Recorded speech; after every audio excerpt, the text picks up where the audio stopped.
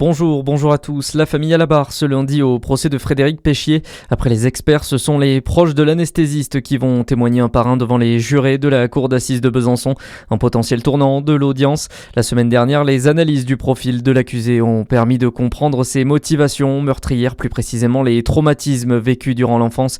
De leur côté, les parties civiles espèrent que la famille a ouvert les yeux durant le procès. Carambolage ce matin dans les rues de Dijon à cause du verglas. Aux alentours de 8h, 4 voitures se sont percutés sur le boulevard des Gorgées. Selon le bien public, une quinzaine de sapeurs-pompiers et 6 engins sont intervenus. 4 personnes ont été blessées et transportées en urgence relative à l'hôpital. Soyez vigilants sur les routes. Le ministre des PME, du commerce et de l'artisanat, Serge Papin, était en déplacement dans le Jura la semaine dernière pour une visite du site Smoby, numéro 1 du jouet en France.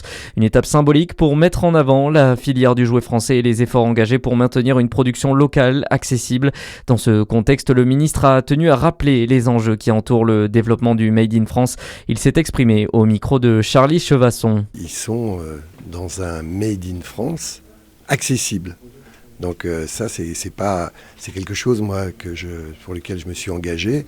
Donc j'ai ici un exemple très concret et à un moment où on s'approche des fêtes de Noël. Donc c'est tout un symbole. Il faut que les entreprises françaises, en particulier les PME, réduisent ou du moins aient accès à des coûts de production qui permettent l'accessibilité. Donc ça, ce qu'on appelle les CAPEX dans notre jargon, c'est-à-dire la capacité d'investissement, la modernité des outils, c'est très important. Et l'entreprise Smoby qui emploie près de 350 salariés dans le Jura, dont 140 à Arinthod.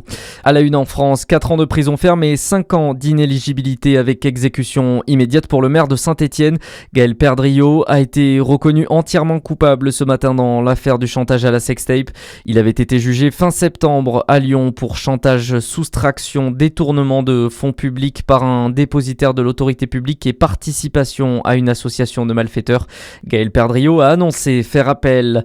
Les tractations doivent durer jusqu'au 1er mars. Lancement aujourd'hui des négociations annuelles entre la grande distribution et l'industrie agroalimentaire dans un contexte économique tendu. Période importante qui déterminera le prix des produits dans les rayons. Distributeurs et industriels ont signé une charte cette année. C'est aujourd'hui la journée mondiale de lutte contre le sida et à l'occasion de ce rendez-vous, le SIDAction met en garde sur une montée spectaculaire des discours masculinistes sur les réseaux sociaux et de leur impact sur la santé sexuelle des jeunes. Et puis en foot, tirage au sort ce soir des 32e de finale de la Coupe de France avec l'entrée en liste des clubs de Ligue 1. Au milieu des 64 équipes, on retrouvera le Petit Poucet qui nous vient de Moselle cette année et qui évolue en Régional 2. Les matchs auront lieu les 20 et 21 décembre prochains. Bonne journée sur Fréquence Plus.